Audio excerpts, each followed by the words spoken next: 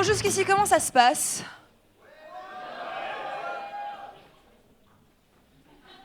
Alors là, je suis un peu partagée entre être navrée, pour vous, parce que vous avez quand même payé pour être là, et un peu inquiète aussi. Mais je pense que c'est peut-être juste une erreur de communication. Alors, ce que je vous propose, c'est qu'on...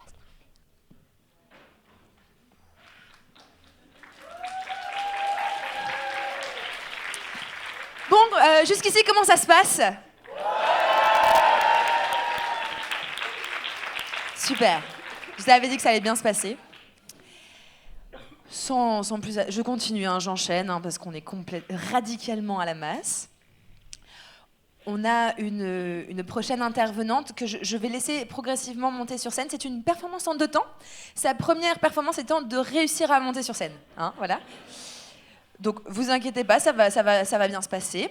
Pendant ce temps-là, je vais en profiter pour vous partager un petit tips. Bah, ça a été hyper rapide, en fait. Ah, habile. Ok, donc je vous présente Victoria.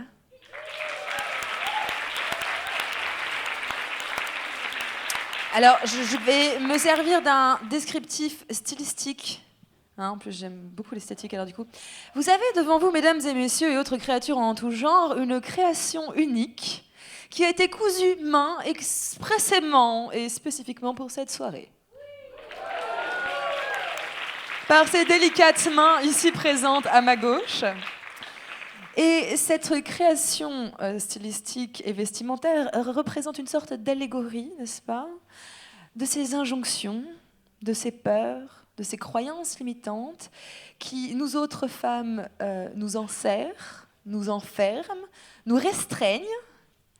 Et comment, si on les transforme et on les explore, peuvent devenir un attribut, ma foi...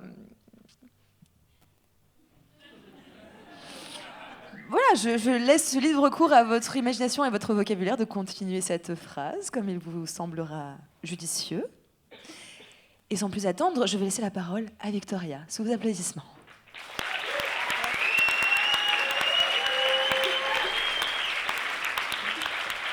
Bonsoir. Est-ce qu'il y a des personnes qui sont venues seules ce soir? Est-ce qu'on peut... Ah ouais, vous êtes venues seules? Seules? Mais vous savez qu'il y a des gens, il y a des inconnus ici, vous connaissez pas tout le monde. Puis ça finit tard aussi, il va falloir rentrer après. Vous allez rentrer tout seul là dans le noir et tout. Oh, vous êtes courageux, hein? Est-ce qu'il y a des femmes seules qui sont venues seules ce soir? Ah ouais, dis donc, vous êtes courageuses, hein? Oh, vous n'avez pas peur? Non. Là, je joue la caricature, mais c'est quelque chose qu'on a tout entendu. Femme seule égale peur, égale danger. Et moi, c'est un truc que j'ai toujours su. J'ai toujours su qu'il fallait pas rentrer seule, qu'il fallait pas rentrer tard la nuit, qu'il fallait pas voyager seule, randonner seule. C'est des choses... On m'a conditionné pour ça, quoi. On m'a tissé une toile de croyances limitantes et qui m'ont empêché de faire certaines choses. Alors j'en ai déconstruites certaines, il y en a d'autres qui continuent de m'impacter. Et je me suis posé la question, pourquoi en fait on impose nos peurs avec ces questions, le « t'as pas peur de ». Je pense qu'on l'a tous déjà posé, on s'est tous préoccupés pour quelqu'un, mais on se préoccupe de quelqu'un en lui transmettant notre peur, donc c'est pas non plus une bonne solution. Alors je pense avoir compris 3 raisons. La première, c'est la méconnaissance. La méconnaissance de la situation que la personne va affronter. Donc, on grossit les risques d'un sport, d'un pays où on va voyager, de choses comme ça. La deuxième raison, c'est l'acceptation. La personne, elle peut déjà être au courant des dangers et avoir choisi de les accepter ou au moins de vivre avec. Et ça, on ne le prend pas en compte, donc on continue de transmettre nos peurs. Et la dernière chose, c'est la représentation, parce qu'il n'y a pas ou peu de représentation de personnes de ce genre, de cette minorité, qui l'ont déjà fait. Et donc avec tout ça, on a une toile de croyances limitantes qui nous bloquent. Alors, Des exemples, je vais prendre 2 exemples de ma vie. Le premier, c'est vieillir seul. Moi, j'ai compris il n'y a pas longtemps que j'étais aromantique, c'est-à-dire que je n'ai pas envie d'être en couple, ça ne m'intéresse pas, ce n'est pas un mode de relation qui m'intéresse. Je suis très heureuse d'être juste avec moi-même, mes amis, mes amants, mes amantes. Mais j'ai mis 29 ans à le comprendre, ça. Pourquoi j'ai mis 29 ans à le comprendre ? Parce qu'on m'a mitraillée de oh, mais tu vas finir seule, mais tu vas mourir, tu veux mourir seule, mais tu vas pas avoir d'enfants, tu vas pas te marier, c'est parce que tu as une mauvaise expérience que tu as décidé d'être aromantique. Alors déjà, je n'ai pas décidé, mais... et tout ça, en fait, la femme seule, elle est déprimée parce qu'elle est seule, parce que personne n'a voulu d'elle. Et surtout les femmes, quand elles sont seules, c'est les vieilles filles à chat, tout ça.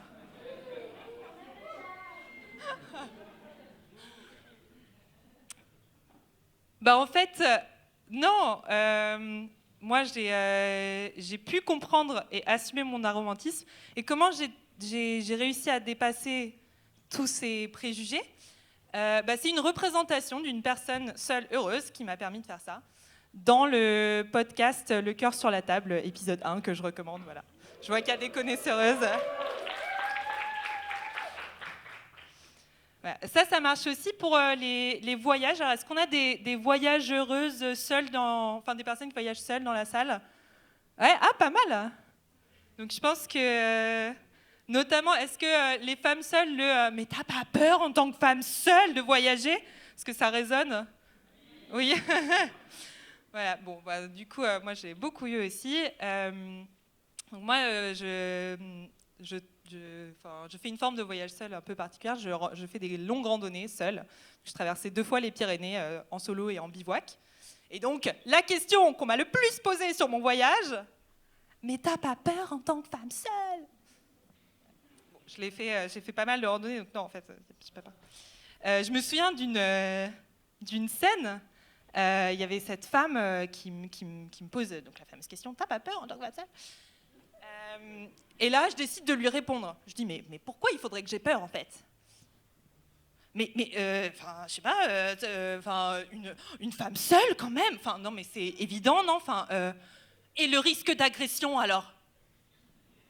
Alors, en montagne, à Paris ou dans votre propre domicile, oui, là, statistiquement, il y a plus de chances. Mais en montagne, toute seule, non, pas trop.